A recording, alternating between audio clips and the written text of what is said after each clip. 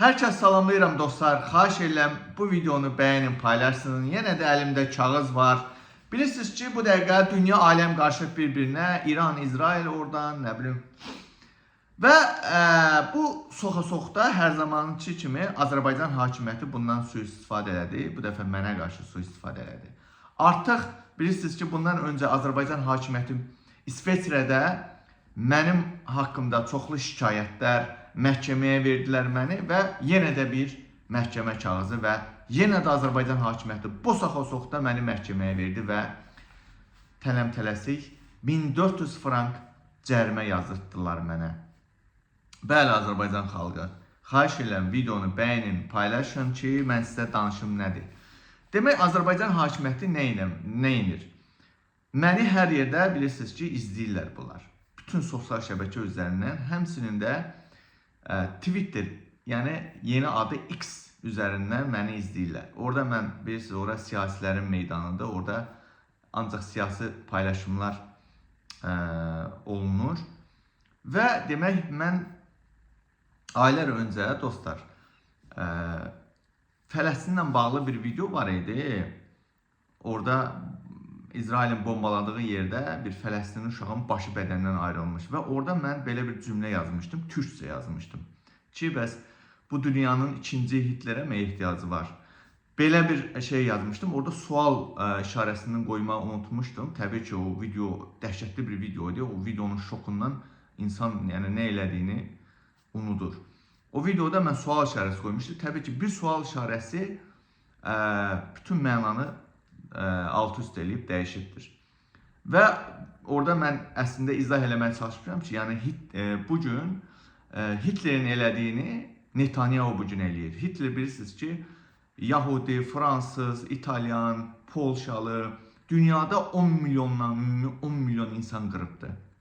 Və o bir faşist diktator idi. Və bugün onun elədiyini Netanyahu, Satanyahu da bugün görürsünüz. Əvvəlcə Fələstində və bugün də dünən də gördünüz, Tehranda, İranda uşaqları bombalayıb, uşaq məktəbini bombaladı və rəsmi rəqəmə görə 80 uşağı qətlə yetirdi. Və mən bununla müzakirə eləməyə çalışdım və orada sual işarəsinə görə Azərbaycan hakimiyyəti görün nə edibdir. Həmin o götürüb o türkcə yazdığımı anonim şəkildə gətirib verib İsveçrə prokuraturasına ki, bəs bu adam burada Hitleri dəstəkləyirmiş. Mən Hitleri dəstəkləyirəm. Mən illərdən də özünüz tanıyırsınız. Mən illərdən də diktatorlara, faşizmə qarşı vuruşuram, müharibələrə qarşı vuruşuram, nə bilim, insan ölümlərinə qarşı vuruşuram. Və Azərbaycan hakimiyyəti, indi bilmirəm, bunu İsveçrədəki Azərbaycan səfirliyi eləyib, bunu araşdırıram. Mən artıq bir-iki variantlar da tapmışam, məlumat gəlibdir. Və yaxud da DTX təbii ki, DTX, elə səfirliyin içində DTX işlər var. Götürüb bu türkcə yazdığımı, altdan ingiliscə də bir həmin şeyin ingiliscəsində yazmışdım. Götürüb bunu gözünə döndüklərim, veriblər İsveçrə prokuraturasına ki, bax bu adam Hitleri dəstəkləyir. Yəni, bilirsiniz, İsveçrənin bu insan, İsveçrədə mən sizə deyim, var, demokratiya var. Bax bu demokratiya şeyindən də Azərbaycan hakimiyyəti istifadə edib ki, indi İsveçrə hökuməti də götürüb bunu, indi bunlara veriblər. İsveçrə hökuməti də bir araşdırmayıb. Məsələn, mən götürdüm, böyük, belə deyim də, biri var Nəsimi rayon prokurorluğu, bir də var Bakı şəhər baş prokurorluğu. Bu cərimə mənə Nəsimi rayon prokurorluğundan zəng edib. Mən də götürdüm, Berlin şəhər baş prokurorluğunu yığdım. Dedi, yox, bizdə belə bir məlumat yoxdur da, bu kimisi belə şeydir falan filan. Nəsə iş nömrəsini verdim. Dedi, siz Nəsimi rayon, yəni prokurorluğu. Götürdüm orada zəng elədim. Dedim, siz bir araşdırmışsınızmı ki, mən kiməm? Mən həqiqətən də Hitleri dəstəkləyən biri ola bilərəmmi sizcə?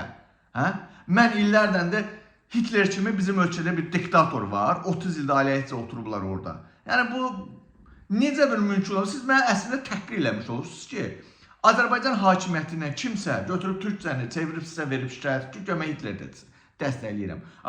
Bir araşdırın, görün bu Manaf Cəlizadə kimdir, nə işlə məşğuldur? Elə hər sizə verilən şikayətləri siz niyə qəbul edib üstündə mənə cərimə yüklüyorsunuz axı?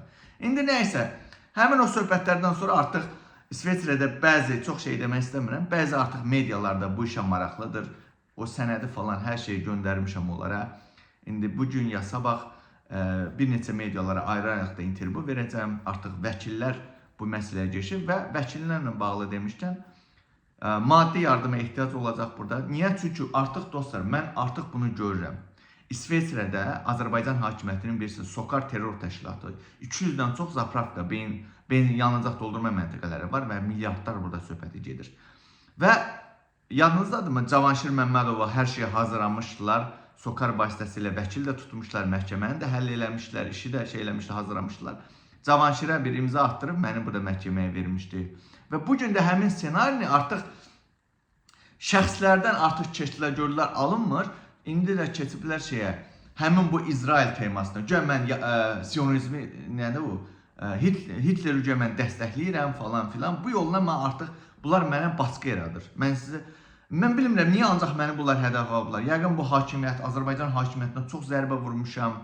Çox bunların içinə od qoymuşam, bilmirəm nədəndir. Amma onu bilirəm ki, mənə son günlər çox baskılar var, həqiqətən deyirəm. Çox baskı ellər, çox şikayətlər, çox məhkəməyə verir Azərbaycan hakimiyyəti Sokar vasitəsilə və mən bunu elə belə yerdə qoymaq istəmirəm. Əgər mən bu baskıları, bu saxta şikayətləri, bu təzyiqləri mən dayandırmasam, bilirəm ki, gələcəkdə mənim üçün böyük bir problem yaradacaq.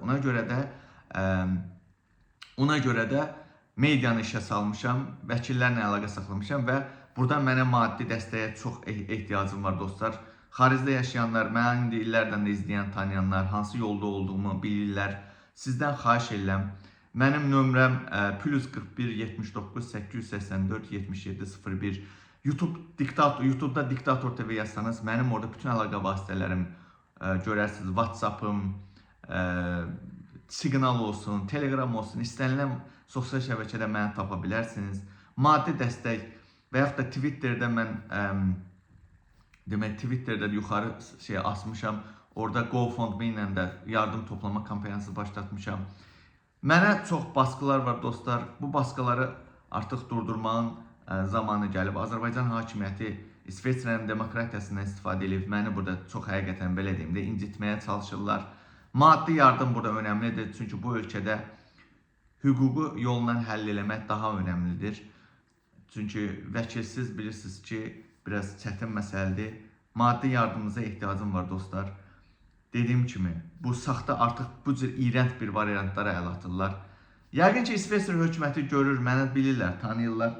İndi Azərbaycan hakimiyyəti öz aləmlərində qanuni yolla mənə nəsə cəzalandırmağa, həbsxanaya göndərməyə və yaxud da nə bilim, nəsə eləməyə çalışırlar. Görürsünüz, yəni diktatorlara qarşı mübarizə aparan birisi güya diktatoru, Hitleri dəstəkləyir. Müharibəyə qarşı, insan ölümlərinə qarşı, özünüz görürsünüz, mən Qəzza məsələsində mən öz mövqeyimi ortaya qoymuşam ki, soyqırım gedir orada. Bütün bunları nəzərə alaraq məni, yəni bir diktatoru dəstəkləməkdə ittiham edirlər.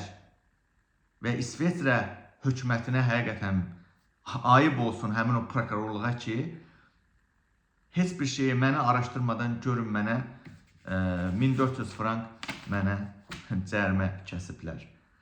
Yenə deyirəm, bunu dayandırmaq lazımdır. Söhbət bir cəriməni ödəyib bağlamaqdan getmir.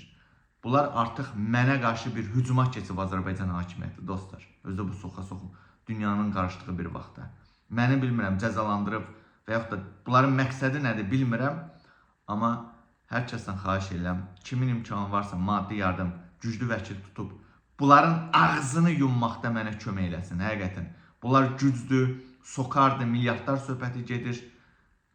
Böyük bir oyun gedir, bilmirəm. Bu videonu da xahiş edirəm, bəyənin, paylaşın. Dəstəyinizi gözləyirəm.